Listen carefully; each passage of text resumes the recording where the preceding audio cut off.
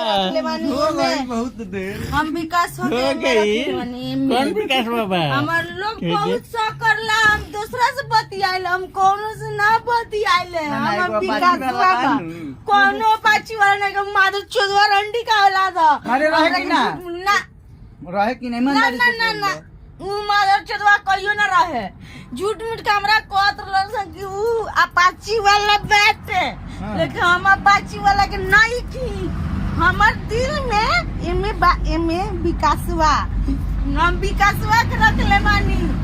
हमरा लड़का नहीं के हो तो हम जानत नहीं, हमरा लड़का नहीं के हो। अब गिरिया तू हम जगह ले मतारी चले। बहुत रोवेला। फिर हम मतारी से बात करावस, हमरा एमे भूख लागल भाई। कौन पकड़ ले रे काय हमरा पकड़ ले बाड़ी है कोजी हम कर दे, हमरा के भात देली हो।